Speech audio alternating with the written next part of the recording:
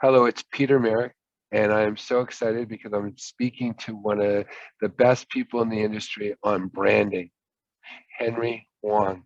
He's been doing this since he was little in his parents' restaurant in Toronto, where he learned by entertaining the customers, telling jokes, they would order more food, and that changed the bottom line. And he was able to translate that into an entire career. His current company's name is View, and he has a current book out, which I'm excited to read. It's called Telling Your Story, Building Your Brand. And it takes all the wisdom that Henry has collected over the course of his life, and he shared it. And I want to share with you a personal story before I introduce Henry. I met Henry about 12, 13 years ago. He asked me to come and speak on succession planning. And we immediately hit it off and we became friends. And when I began writing my opus back in 2016, I wrote the introduction and I sent it to people I felt comfortable enough to send it to. And Henry had taken that time to read it and make a comment that actually changed the course of my book, where he shared with me that it was important to make it more personal. And this is something that made all the difference. So I benefited from Henry giving me pro bono work, and he does a lot of it. He works with a lot of charities and foundations to help them get their message out. So Henry, thank you so much for joining me, and I'd like to talk a little about your book and what motivated you to write Telling Your Story. Well, wonderful to connect with you again, Peter, and I've always enjoyed our conversation, so thank you for having me on and letting me share part of my story as we talk even hopefully about yours at the same time. In regards to the book, I have to really call it my COVID project, because as things began to lock down, I seemed to have a little bit freer time. And so Saturday mornings became a disciplined appointment with myself in which I began writing. So over the course of 2 years, a year and a half, I began putting pen to paper, fingers to keyboard. And over the course of that time, I managed to get enough chapters together and managed to get a publisher who was interested enough. I finished it, and here we are launching this past week. So thank you. This is an opportune time to speak about it. Well, I love your origin story, and I don't want to tell your origin story. I want you to tell it because it's powerful. It's why you're in the profession you're in. When you found that spark of like how you could actually create a brand and translate that into money, something which actually was very personal because it led to your family coffers. So if you can share that story and about growing up in Toronto and your first job. Absolutely. So I think necessity is the mother of invention. My parents ran a restaurant for a period of time. They didn't really speak English all that well. I was marginally better, having grown up in the back of the restaurant, and then going to school, I became a translator of sorts. And as I became old enough, and I wasn't that much out of childhood, I think I was pushed to the front of the house at age 11 or 12. And it reminded me, when I think about it, very much like the short round character from the Indiana Jones movie. You know, this fast talking little Chinese boy behind the counter who would entertain customers. But it was a great insight, and it was a great understanding of all the people out there. If anybody has ever worked in a restaurant, you begin to understand all the different types of customers that come in: families, truck drivers, single people, couples, different walks of life that connect with you. And you begin to understand that we come from all different types of backgrounds and upbringing and so forth. So the thing that it began teaching me was that I didn't necessarily have to deliver the same message to the same person all the time. Each person was a different type of customer and a different sort of audience. And if you think of it from the world of marketing and advertising, that's your segmentation, the different types of niches that you have. But more importantly, it allowed me to build up my ability to storytell, because the more I could entertain customers with little jokes and little snippets and connect with them, the better it was for the restaurant in terms of the way we connected with them and the way we engaged them and the way they spent time with us. I can't say, although it's an origin story and you're very kind in terms of focusing on it, it is where I started. I can't necessarily say it shaped my entire being and career, but it certainly did have an influence, and it makes for an entertaining aspect. And that's one of the things I talk about in the book, certainly, is creating a story. The origin story is often one that is quite interesting for people to know where you came from, how you got to where you are today.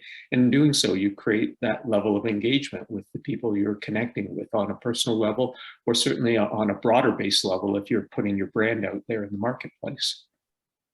Well, one thing that I do with my origin story is I tell people how I was the biggest failure starting in the financial field, because I've written books and I've written hundreds of articles, so I'm the authority.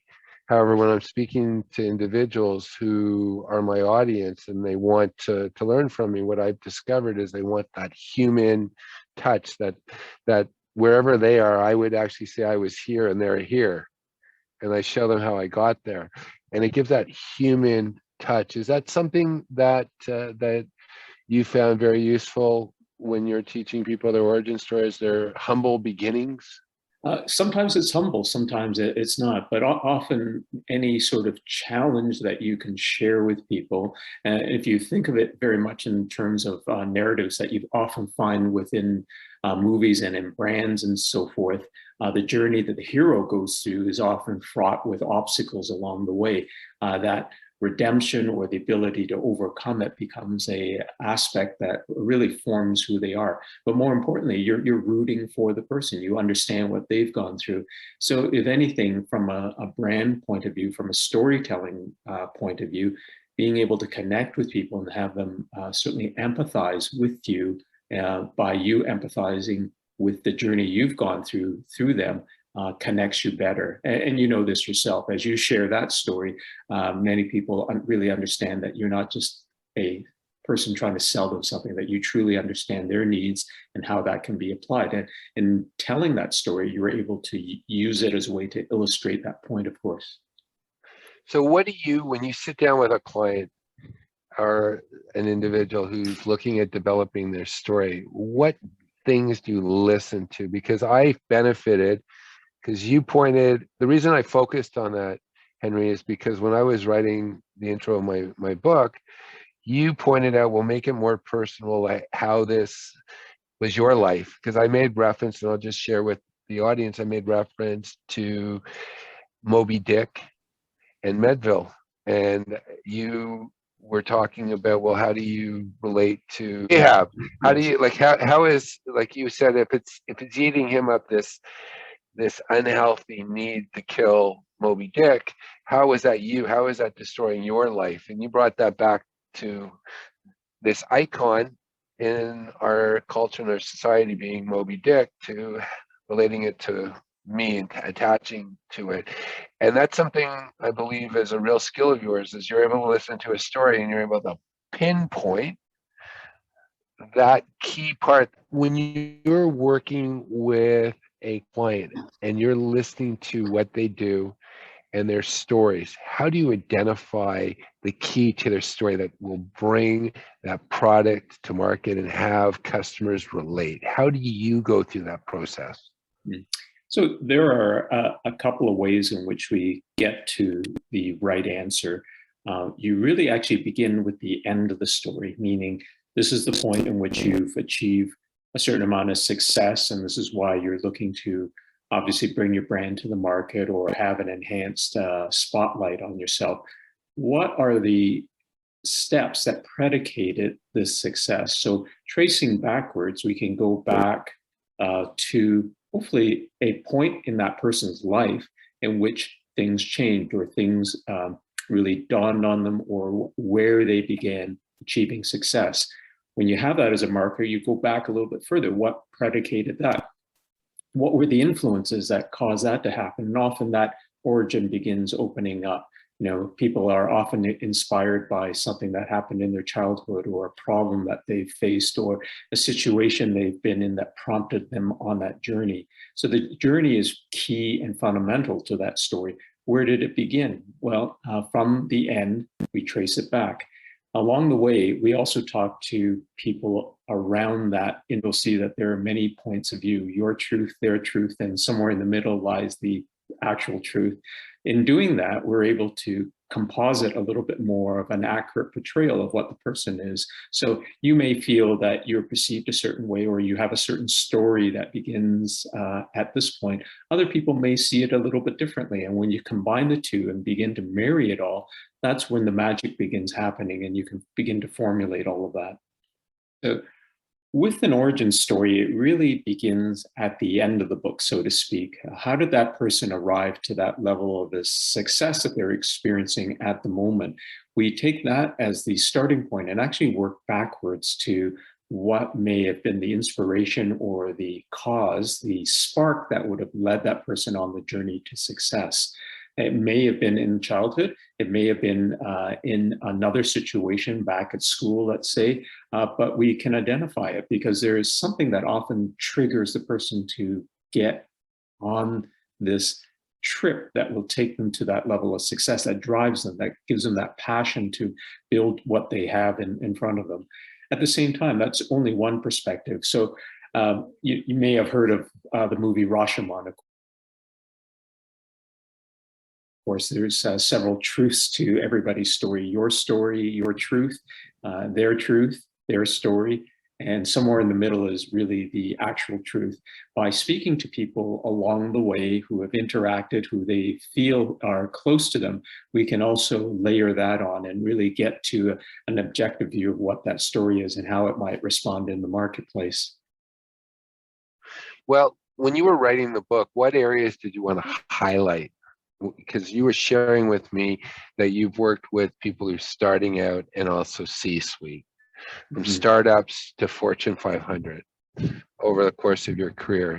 You shared with me that you wanted to create something that can help people who are not yet at the stage where they needed someone of your ability at this present time, but you wanted to give back and help them. So share with me the parts of the book that you believe are going to be very helpful for someone who has a company, a product, and wants to get their message out. Mm-hmm.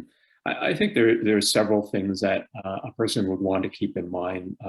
The process that we often go through is really taking stock, or what we call an audit, to see where you're at, looking at how you're connecting with your audience. That gets to some very important insights of human behavior. Why are people reacting well to you?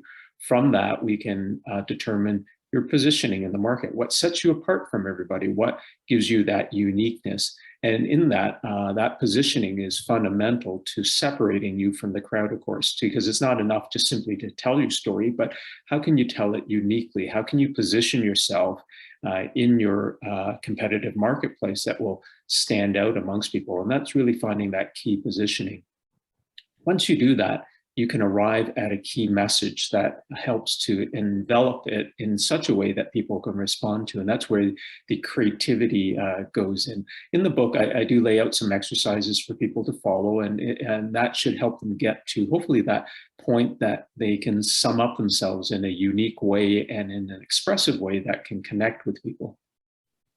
So they need to have their elevators pitch as well, right? Like what I do, and just to captivate people in a short period of time. But you've been involved in a lot of programs as well, where I was brought in because you were brought in to share a story on succession planning, and it was a series of messages that were all tied together. Everybody was talking from their own perspective. However, you were creating a narrative and tying it together for a large organization. And how does that work? Because it's not just going to be one, I have one message and that's it, I'm done with you. It's like it's got to be an evolution as well. Absolutely. So what you were describing, of course, is the opportunity when we first were working together. You were part of a panel discussion that we recorded and became a webinar. That really is an output of a story that we're trying to tell that was set against a certain theme. With that, we were at the time looking for ways in which we could connect with our audience, which was the entrepreneurs, the business owners, and so forth. So topics of interest to them would find ways in which we could connect with them. What you're really describing and what we're talking about in this instance is a medium. It is the conduit by which you are connecting with people. If you think about it, we're serving up content to people so that they would begin to listen to what your brand is all about. This particular brand brings me something of importance and of note. I should pay attention a little bit more, and I should take more a validation of what that brand stands for. So in that way, it is really a way of getting a form of getting the message out there. And that's the byproduct, or what comes at the end. After you've formed your story, after you've determined how to present that either in a visual way or in a narrative fashion, how do you bring it to market? So content is one way, social media is another, advertising in its purest form is yet another. So all of those are conduits to get to talk to your audience. And we do that as a way of, again, engaging people through storytelling. Now, with that engagement, like it all comes down to loyalty as well, right? Like that was what the situation was, that you were trying to broaden the suite of services that were being provided, because it's a lot cheaper to actually market to people who have already like bought from you than trying to win people over. And I use the example that I think telecommunication companies in Canada do a terrible job, because they're always offering these new benefits to people who switch over, and they never tell the people who've already switched over that they can get that price unless they say, I've been approached by this other telecommunication company, I'm leaving. And then they tell you all the things that they could do for you. Well, you didn't tell me when I was here. So that type of thinking applies as much for people brands as it does for product and service brands. So if you think of what you're describing is very interesting, because we're talking about customer retention, of course, and Yes. A brand needs to acknowledge that as well. You can't bypass the people that you who have helped you gain your success to take on a new customer. And we've often seen this. Sometimes you hire a contractor, but they get a call from a new customer and suddenly they're off servicing them. And you're going, hey, what about me at the same time? And that's a very common story, whether it's telecommunications or whether it's a service brand of some sort. The important thing is that with the brand and with the book itself of what I've outlined, that it's as important to understand how your brand relates to people. And what I mean by that is that it's not a transaction between you and the customer, you and the client. If all it is a transaction, then it's how much can I provide this service or this product for you at what price. I look at it and go, oh, I can get a better price anyway. All that is a simple transaction. Sometimes telecommunications have fallen into that trap, unfortunately, because you may jump at the latest deal as soon as your contract is up and move to something else because it's a better price. That's a transaction. A brand that is really, really deeply attached to you has a relationship with you, meaning that I buy into what you say, I believe in what you're selling me, and I am part of this movement that you've created around the philosophy of your brand. And that begins to supersede things. I'm willing to pay more for that service that you're offering. I'm willing to pay more for that product because I like this brand and I believe in it. So that attachment and that emotional attachment to the brand is fundamental to helping you build your brand. And this is the principles that we apply for people at the same time. When I think of what you're saying, I think about, well, Apple. People are willing to pay so much more for an Apple product because they feel that they have this identity, where some people have actually gone and got tattoos of apples, where they're so bought into the brand. And I also, being Canadian, do you remember President's Choice? Like, it was John Nichols. He was the president of Loblaws, and he created this brand, and it became like, whoa, this stuff is just as good or better than the name brands. It became a brand in itself. And it was like, I'm part of something. And is that what you try to capture in a brand? That I'm also part of something, like that communication? Absolutely. So that emotional connection that you have with the brand is important, and we see this successfully across. You mentioned Apple, you mentioned Nike. You look at the top brands like Tesla. There are people who are amazing advocates, who are emissaries for that brand, who believe so much in the brand, nothing can sway them off it. And that's often the first rung of people that you want to have that would connect with the brand. And this applies for people as well. Each of us, if you think about it, as we gain our success, have a clubhouse of fans, people who would give you the testimonials that you need, people who would sing your praises. Those are really your immediate followers. From that, you can build outwards, of course, and amplify it. But it's really that emotional connection that you're looking to form from that very beginning.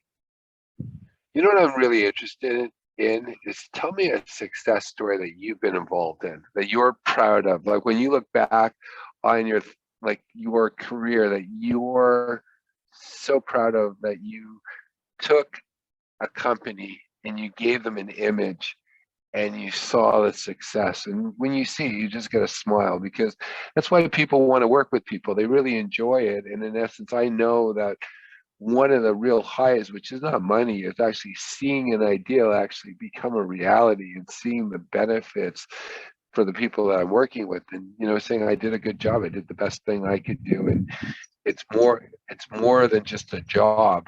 If you could share a Mm-hmm. story of a company or a situation that you had that satisfaction. I like to think that every day brings me a level of Yeah. satisfaction in the people I work with. If you've ever come into my office, in the corner, there's a garbage can, and it's full of the awards that I've picked up over the years. And part of that thinking isn't that I'm discarding the awards, but it's a reminder to me that you're really only as good as the next idea that you come up with, and the next brand that you work on. So while I think there have been successes, and I'm very proud to have been part of it, the ones that I look forward to, the ones that I truly am proud of, are the ones I'm working on, the ones I look forward to hopefully bringing to the forefront in some way. So I know that may be an evasive way of answering I'm your not going to question, let you off. I want you to share with but me a particular situation where you sort of like a growth happened for you then. Uh, you know what it is, and we've talked about this, and I think a lot has to do with the social impact of what we can do. So brands that have a major impact on the world can really be what I truly get off on, seeing fundamental change.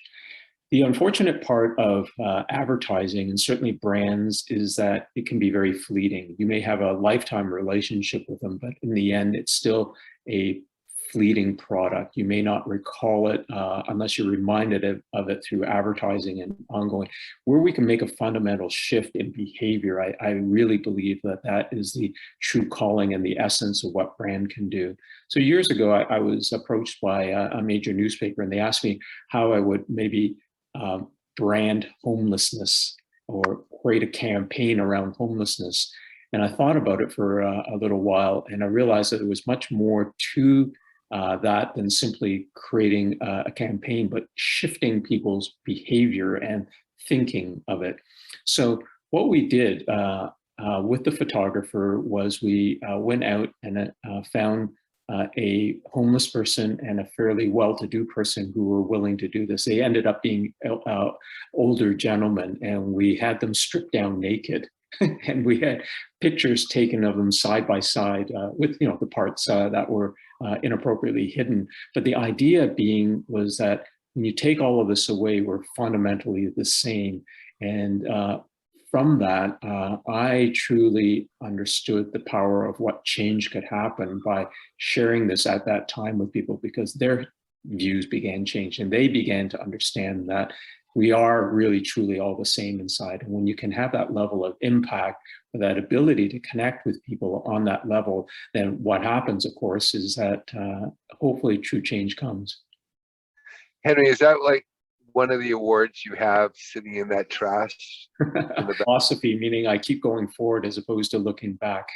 There must be a lot of frustration as well. You identify this and you have this campaign and maybe the buy-in's not there, a lot of lip service. And there's a lot of large corporations that will pay a lot of money, but they won't follow through. I think that inevitably happens when subjectivity enters the equation. But any agency or any professional like me who has a process in place that follows a methodology with the client allows that process to happen. So you begin with the strategy and how that is laid out and how you fundamentally get to that key message. When the creative part of it comes, which is typically sometimes what some agencies immediately jump to, here's a handful of ideas, which one do you like? And it becomes a very subjective beauty contest in that way. If a brand and a product or service focuses a little bit more on that key messaging strategy, the presentation of the creative that comes out of it is a natural fit. And I find this time and time again by going through the process and following these steps, when we get to what the big idea is, that transformative idea, people have already partly come along the way. They've contributed to it. They've been able to come along for the journey. So the byproduct of it, the answer to it, is a natural fit, of course. Well, I have a big question. It has to, and it's a little off topic. It has to do with cultures. You're working with some really large companies, but you're like a speedboat. You have a small company that's able to make those changes really quickly. So is it your story and their stories are a little different because you're flexible and you've got more control, and you're also you're the president and the CEO, like you can make decisions, like the buck stops with you. And when you're dealing with people in the marketing departments of a Fortune 500 company, sometimes they do not have the final say. So how have you navigate that? Because you have to have a story to go and somehow get to the top people to get them to buy into the story. You know what, I think it is, and you are no doubt in the same shoes. And I think on the one hand, I do have the benefit of what Joe Rogan has often described as FU money, meaning that I don't need the next client per se. I've been fortunate enough in my career to reach a point that I can choose who I work with. But it actually goes back to years ago when I won a fairly large account, and I asked the client, "Why did you pick us over the other agencies? Why us?" And it was very simple. He said, you offer the same services, you have the same kind of methodology, give or take some of the word changes, you seem to have a good portfolio of work and awards that back it up. At the end of the day, it came down to who would I enjoy having lunch with? And it was simply you. I wanted to spend time with you. And it made me realize that it was really, really about what I have talked about, which is forming that relationship with people. It's not about the transaction. It's not about comparing apples and oranges or the features and benefits. When you can form that relationship with someone, then you become what the brand should be. And in that way, already the relationship is off to a good footing. If I'm friends, and I enjoy having clients as friends because we're spending so much time with each other, we're in each other's business, and we're formulating aspects that are really fundamental and dear to their heart, that you can't help but be emotionally attached to it. So in the end, if you can formulate that type of relationship, it makes it very easy for them to see what you're all about and where you're looking to take them, of course. That's sort of like the thread. And I'm going to focus on that.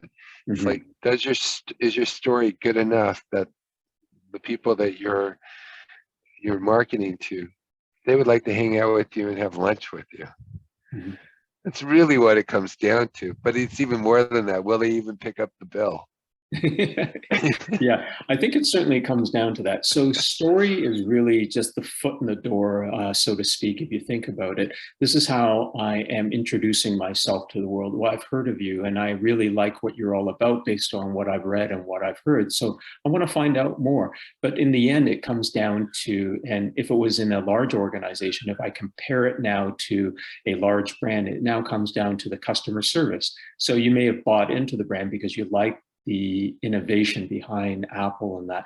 But if it's not delivered in terms of the service by the customer rep, then you may be turned off it altogether because that aspect doesn't live up to what the brand is set out to do. So your story, when you formulate it and put it into the market, needs to be able to be delivered. You need to live up to it. It needs to be authentic to who you are. Otherwise, it's just simply manufactured. You know what I it's a funny story. I handed out my book to a tax lawyer in Toronto, and I would go to all these events and everything, and they read the book. And I don't know if it was a compliment or an insult because she turns to me, she said, "I didn't really see you that way." She really enjoyed the book, and I'm thinking, oh my God, you saw me as like an empty suit, like just someone who would show up at these meetings. That's what it was.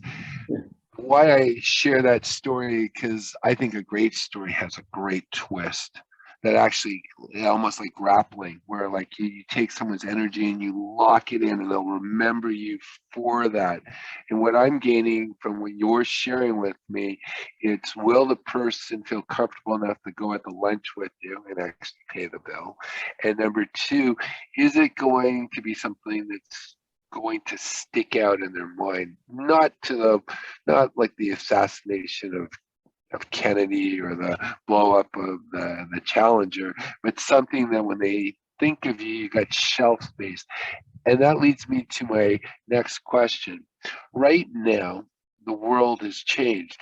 Everybody's writing a book right now. Everybody's trying to get shelf space. Everybody's talking about the word narrative. This is a word when I look back 22 years ago, the end of the 20th century, no one ever talked about narrative. Maybe in your industry, but now everybody's talking about it. Probably even the janitor uses the word narrative.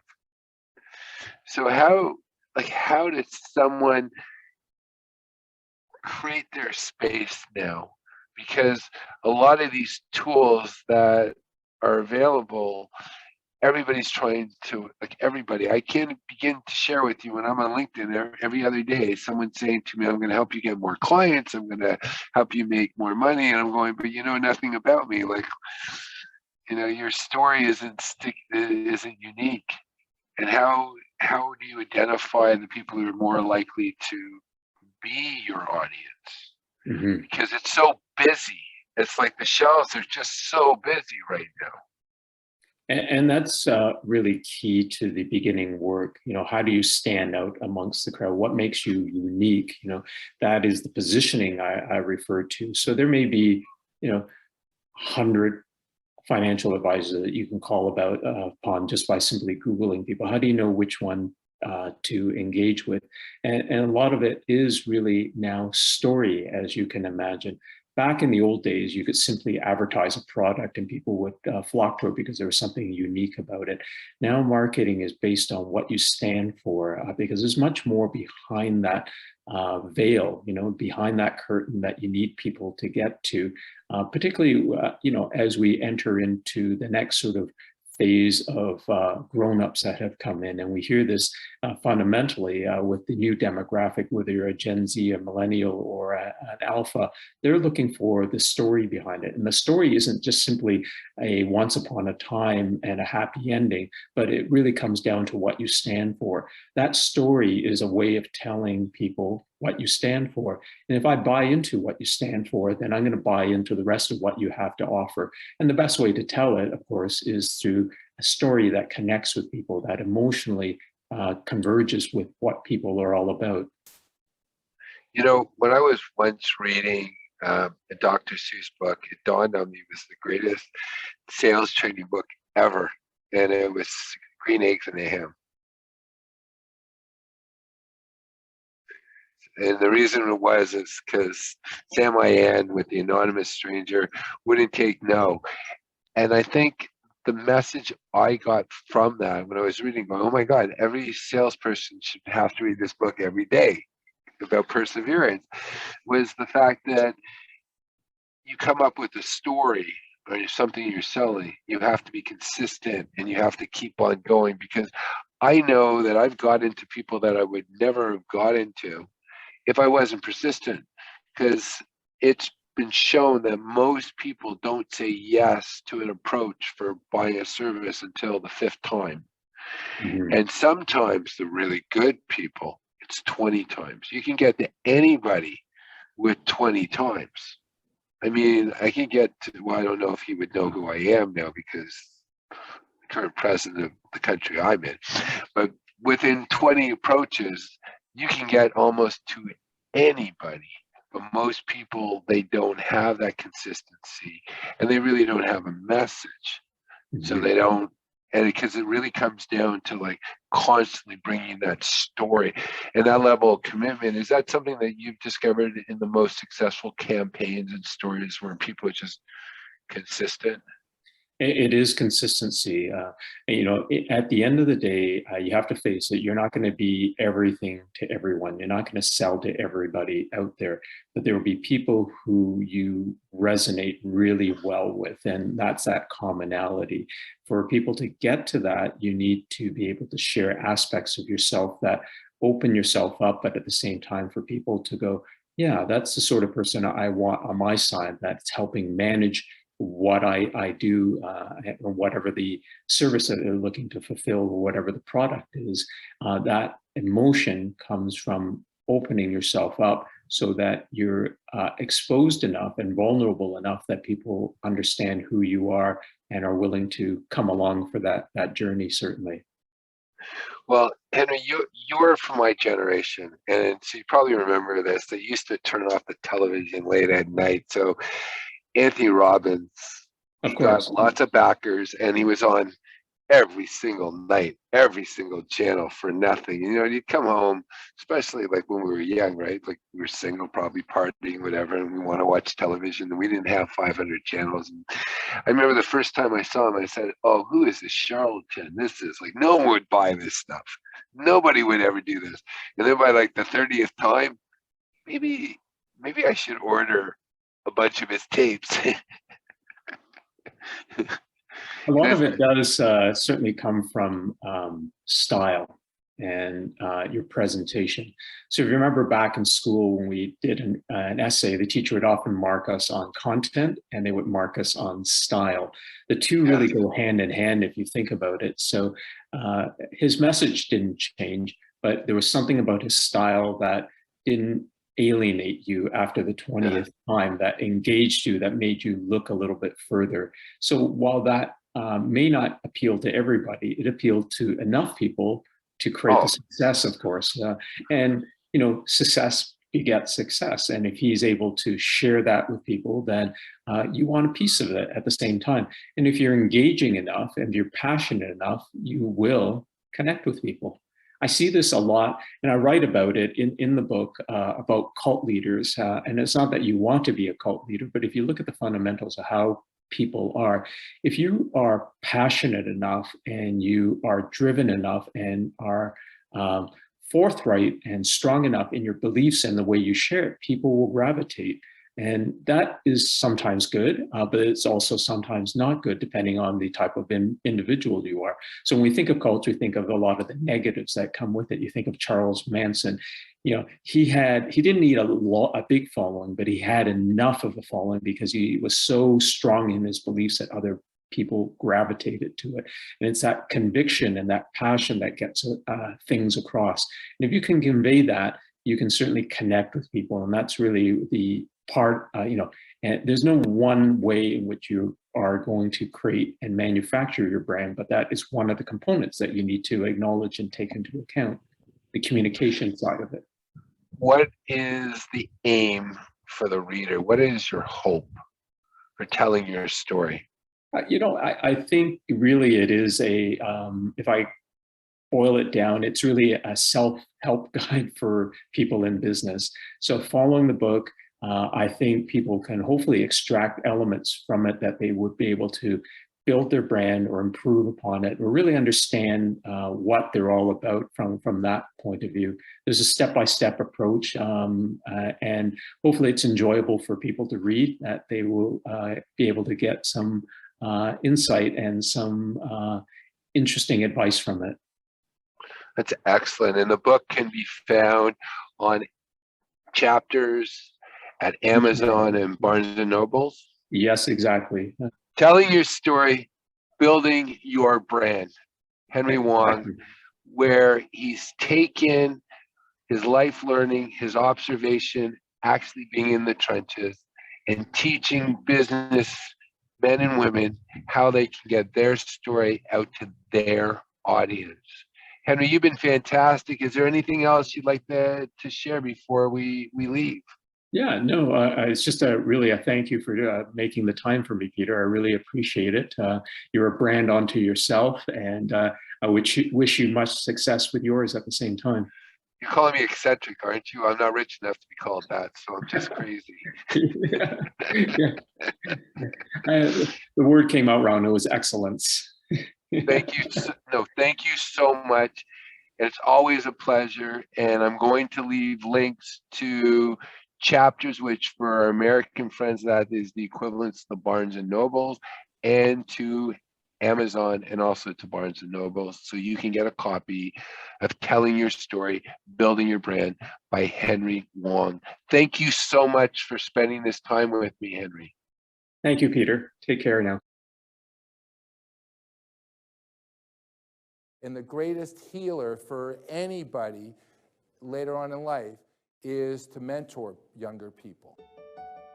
And I find this all the time. I sit down with business owners all the time, and they always give me unsolicited advice because they want to share their knowledge, and it's really important. Here with me is Peter Merrick, president of merrickwealth.com. Peter is an income and capital enhancement consultant, speaker, and author. He is also a recognized expert in the world of succession planning. Over 800 published articles and 3 industry textbooks. He's a Canadian who joins us today from San Diego, California. Thanks for joining us. So, Peter Merrick, tell us about you. Well, I've been in the financial service industry since the end of 1991. I graduated during the recession. The baby boomers were in their positions, so there was no jobs. So the two businesses that opened up were the technology field and the financial field. It was the Wild West in both of them. So I had this brilliant idea, and I had a friend of mine, and we started talking, and I said, hey, how difficult would it be for us to get a mutual fund dealer license? Not difficult enough. Thank God for those 10 years, the market just went up. I would sit down and I would take somebody's entire life savings that they spent 15, 20 years accumulating it, this young kid who knew nothing about nothing, and I would go and just invest it, and luckily it went up because the markets were crazy in the 90s. It was a boom time. But in 2004, my life blew up. I almost went bankrupt, but I was very fortunate because there were very few CFPs at the time, but every university in Canada wanted to offer the CFP program, so I got recruited as a prof. And it was great. I was reading all the textbooks. I would call all the big publishers. And what I came to the conclusion was the succession planning was missing. One of the issues is there was very little talking beyond the accumulation stage. Like, how do you have a healthy life after you've done that? I also looked at demographics. At the turn of the 20th century, the average life expectancy in the West and North America was 43 years old. And people are dying at 83. No one ever lived to 83. Well, so I always say that there's two financial plans. There's the financial one that we work on, and there's what you're going to do with all your time and that energy once you're done. And with this thing that they've been racing towards, they've hit it. But if they haven't thought about what they're going to do after or how they're going to feel validation for their existence, they just never stop. They just keep going. Well, it's not anybody's fault, because when people are young, they focus too much on doing, and later on in life, they have to focus on being. So I wrote my own textbooks because I thought it was very important to talk about how do you transition from the first half of life, which Carl Jung called it the mourning, where you're accumulating, whether it's your ego, designations, education, houses. the second half is deconstruction, giving wisdom away, giving away my money, giving away my time, leaving a legacy. So talk to me about that stage. What's the purposeful way or kind of the best practices, ways, or considerations for people to take when transitioning into that stage of life? Well, one, decide whether or not you want an exit. I find between the ages of 55 and 70, a lot of people feel that I'm just tired doing the same thing that I've always done, and I have the money now. So maybe I should get out when the going is good and pass on my business to someone who's got the energy to navigate it. Number two, who are you going to sell your business to? There's one issue about selling it to a family member or an employee. What happens after you sell it? Things don't go right. A lot of business owners want to sell their business because they just want to wash their hands. But by selling it to someone you know, you're not getting out of your business. The best is to sell to a third-party purchaser. The last one is after they make that transition from being a business owner, building a nest egg for themselves to have choice, they don't know what they're going to do. I've spoken to people who say, you know, I'm going to take up golf. So my question is, do you golf now? I don't golf now. So what makes you think you're going to golf later?